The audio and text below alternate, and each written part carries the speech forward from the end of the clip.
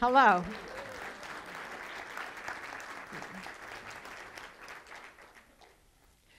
I'm learning how to get over the overs. Overthinking, over-planning, over-preparing, overachieving. It's not going well. Requires a lot of thinking and planning and achieving. I've been like that a long time. Growing up, I was in the Girl Scouts, and I truly believed in the be prepared or over-prepared motto. So much, in fact, that my first Girl Scout leader made the very first and probably only Girl Scout patch in over-planning. Yeah. So it was no surprise when I was nearing my 30s and I met the leading man to my leading lady that I would plan my own proposal. I had done the research, 2 decades of soap operas and romantic comedies. I knew how it was supposed to go. The gazebo in the city's park, the diamonds sparkling in the sunset, words of love being professed to me, my favorite topic. The music would swell. They need subtitles because of the sobs from the my answer and scene. But I was dating a pragmatic, someone who doesn't even like surprises, let alone wants to plan one. I mean, he wanted to propose to me inside the jewelry store. So I determined to write and direct my own proposal. I let him choose a few words. I'm not a barbarian. So we went to the gazebo, but we found it flanked with skateboards and teenagers and party-sized bags of chips. That was not in the script. As we snaked up the stairs, I thought maybe this would send them somewhere else, but instead, we became the entertainment. And my leading man refused to propose. So I'm faced with a dilemma. Recast the location or recast the leading man.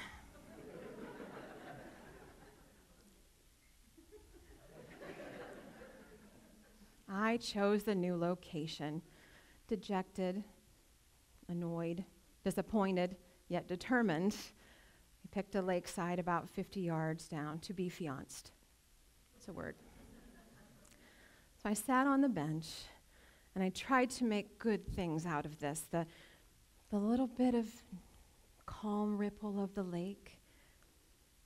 The sun was still beautiful in the diamond. The words were amazing, I think. And my 6'5" hunk of man slowly went down on one knee, and I heard the unmistakable sound of his khakis ripping down the middle.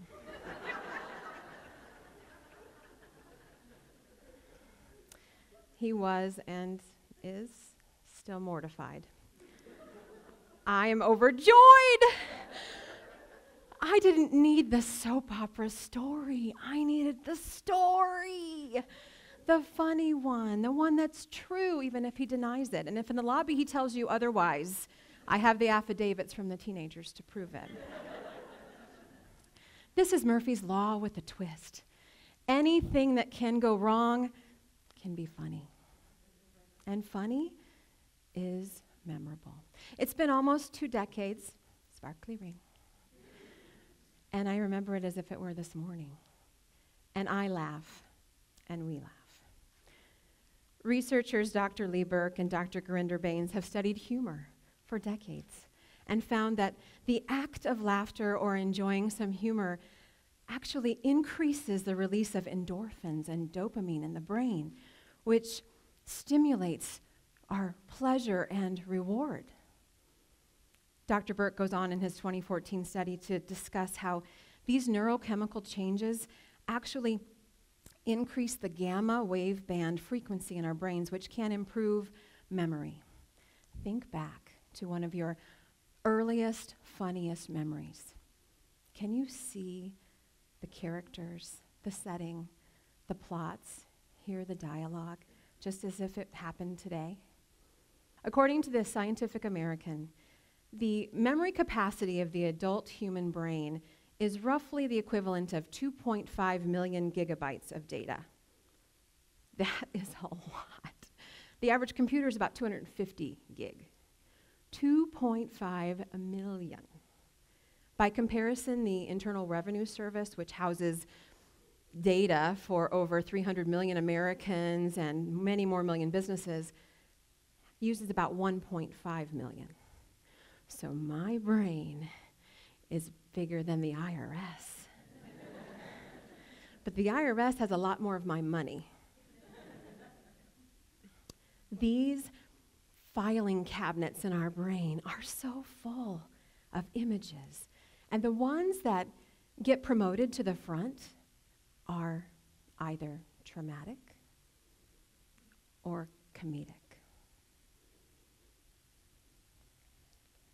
When we hear traumatic things or involved in traumatic images, the brain areas involved in this response are the amygdala, which is your emotionals, the hippocampus, your memory and nerves, and the prefrontal cortex, your decision making. These images impact our bodies as well as our minds, leading to both mental and physical problems, including depression and anxiety and heart attack and stroke. Laughter, however, involves the entire brain. Those brain neurons release and light up in the brain when we're analyzing words or parts of a joke or the structure. Then when we add the intellectual analysis in order to get the joke or find something funny, it lights up like a Christmas tree. When laughter is used for the whole brain, those memories are rewarded as keepers in those memory filing cabinets. And laughter reduces cortisol and decreases our blood pressure.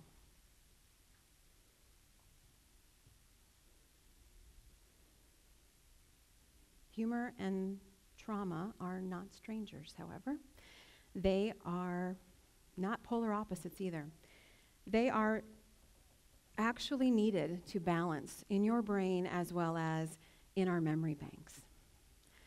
World-renowned relationship expert Dr. John Gottman says that this connection between negativity and positivity is actually the magic ratio of 5-to-1. For every one negative experience we have, we need 5 positive to balance it. That's a lot of work. And if that's true in our daily lives, that is true in our memory banks as well. Those negative images ruminate in our brain. Negative, prolonged, repetitive, unhelpful thinking.